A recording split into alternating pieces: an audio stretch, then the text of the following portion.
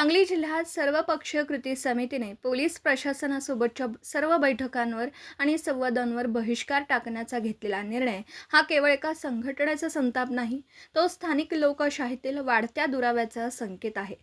आंदोलनकर्त्यांवर गुन्हे दाखल होत असताना संवाद साधण्याचा अर्थ काय, असा प्रश्न समितीने उपस्थित केला. हा प्रश्न फक्त भावनिक नाही, तर प्रशासन, आंदोलनकर्ते या नात्याच्या मूलभूत विश्वासाशी निगडीत आहे. लोकशाही व्यवस्थेत आंदोलन हा घटनात्मक अधिकार आहे. शांततेत पूर्वसूचना देऊन, समन्वय बैठका घेऊन आंदोलन करणं ही परिपक्व लोकशाहीची खूण मानली जाते.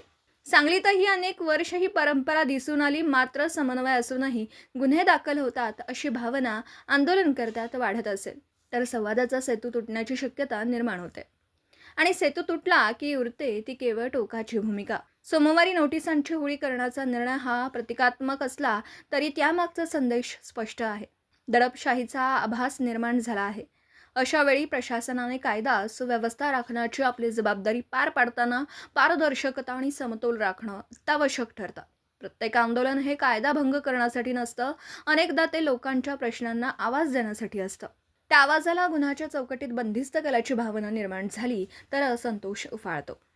तथापि संवाद पूर्णपणे बंद करणं हा उपायही दीर्घकालीन दृष्टीने योग्य ठरेल का, हा विचार दोनही बाजूंनी व्हायला हवा. लोकशाहीत संघर्ष असतो, मतभेद असतात, पण संवादाचे दार बंद झालं की तणाव वाढतो. बहिष्काराची भूमिका ही इशारा असू शकते, पण तो कायमस्वरूपी मार्ग ठरू नये. प्रशासनानेही आंदोलनकर्त्यांवरील कारवाईचे पुनरावलोकन करून गैरसमज दूर करण्याचा प्रयत्न करणं आवश्यक आहे. जिल्हा प्रशासन आणि पोलीस यंत्रणा ही जनतेचीच असते. त्यांचे काम केवळ नियंत्रण ठेवणं नसून विश्वास निर्माण करणं आहे. त्याचप्रमाणे आंदोलनकर्त्यांची जबाबदारी ही शांतता आणि शिस्त राखण्याची आहे. दोनही बाजूंनी संयम आणि संवादाची तयारी दाखवली तर तणाव निवळू शकतो.